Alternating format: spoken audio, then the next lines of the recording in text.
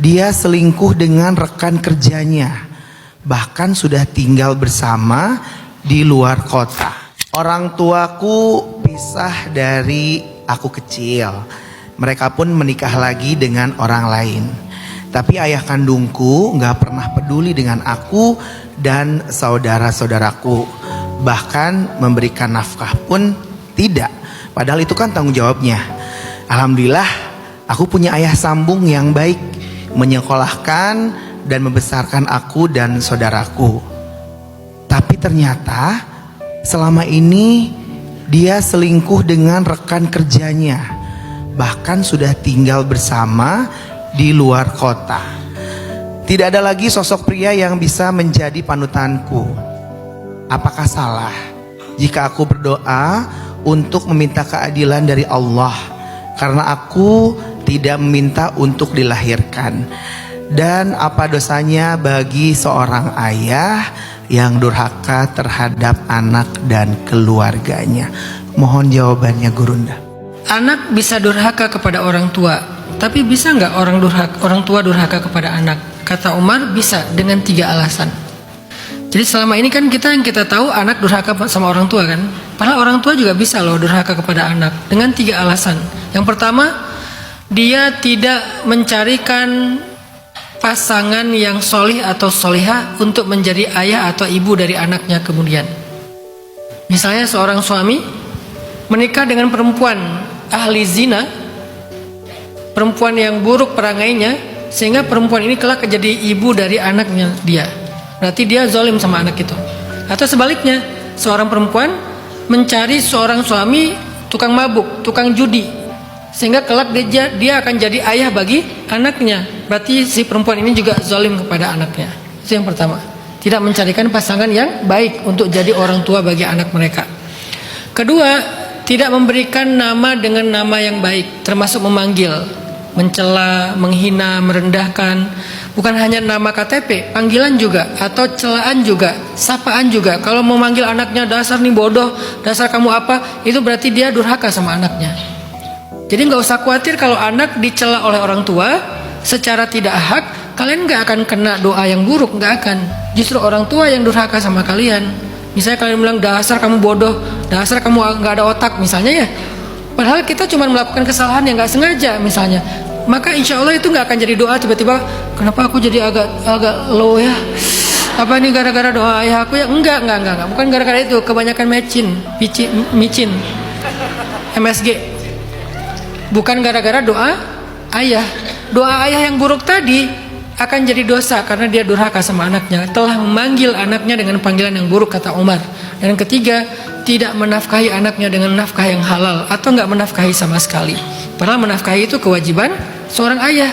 Berarti ayah itu durhaka kepada anaknya, kecuali ada uzur-uzur darurat. Dia emang sakit, dia udah berusaha tapi nggak punya penghasilan, lagi banyak masalah, dan itu pun kan sifatnya temporary ya, nggak selamanya gitu kan. Nanti kalau dia udah dapat rezeki dia nafkahin lagi. Nah artinya dengan kondisi kayak gitu orang tua bisa durhaka sama anak. Kemudian yang pertama pertanyaannya, boleh nggak saya berdoa meminta keadilan? Tergantung doanya. Kata Nabi, kalau kalian meminta kepada Allah, mintalah rahmatnya, mintalah yang baik-baik, bukan meminta yang buruk-buruk. Jadi kayak misalnya minta yang buruk gini, ya Allah aku udah gak percaya sama laki-laki, tolong jauhkan aku dari semua laki-laki, aku gak ingin menikah. Itu doa yang buruk. Jangan minta kayak gitu, tapi mintanya, ya Allah berikan saya suami yang solih, yang baik, yang bertanggung jawab, yang jujur, yang amanah. Ya Allah berikan aku istri yang soleha, yang cantik, yang baik, yang menjaga aurat, yang berbakti sama suami. Jangan, ya Allah aku udah trauma sama cewek, aku udah gak percaya lagi, kayaknya cewek semuanya sama deh. Ya Allah please jauhkan aku dari mereka, aku pengen hidup sendiri aja. Itu doa yang buruk, yang lahir dari trauma.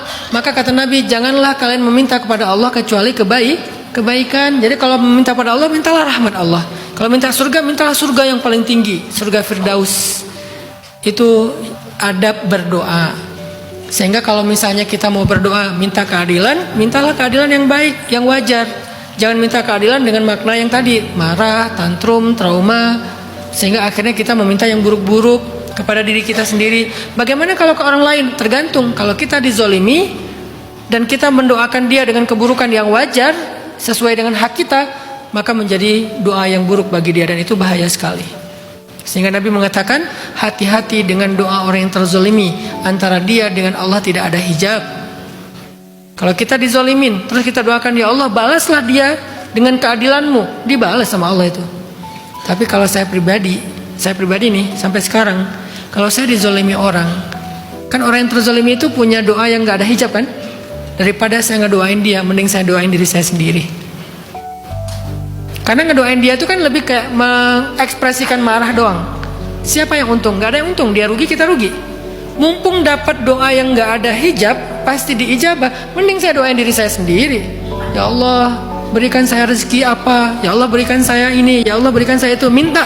Karena mumpung lagi dizolimi. Yang penting jangan nyuruh orang yang zolimin kita. Tolong dong zolimin gua pengen doa nih soalnya. Jangan. Karena itu sama dengan kita menyakiti diri sendiri. Kalau terlanjur dizolimi, orang membicarakan kita, orang memfitnah kita, daripada kita ngedoain dia rugi, kita rugi, mending kesempatan itu kita pakai buat mendoakan kebaikan buat diri kita sendiri. Itu kalau saya. Tapi mendoakan orang yang zolim, itu hak orang yang terzolimi. Gak apa-apa buat dia. Bahkan dia yang, kalau ada orang yang terzolimi, dia gak beriman, bukan muslim, mendoakan orang yang terzolimi, orang yang menzolimi, itu tetap diijabah sama Allah. Ngeri.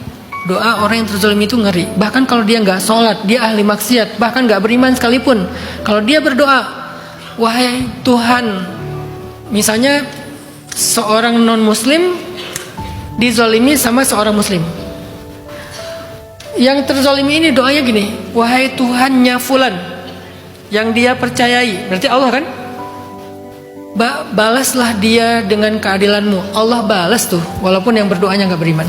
Saking ngerinya doa orang yang terzolimi. Makanya Nabi mengatakan, ittaqu da'watal mazlum, hati-hati kalian dengan doa orang yang terzolimi, karena antara dia dengan Allah tidak ada hijab, langsung diijabah. Mumpung lagi gak ada hijab, saya pribadi memilih mendoakan diri sendiri. Saya mah egois orangnya, daripada psikopat ya. Ya Allah, masukkan dia ke dalam molen. Ngapain saya doain dia? Mungkin dia masuk molen celaka, terus untung saya apa? Gak ada. Mending ya Allah, berikan saya rezeki biar bisa beli alat berat molen misalnya. Tetap molen kan? Cuman yang satu buruk, yang satu baik.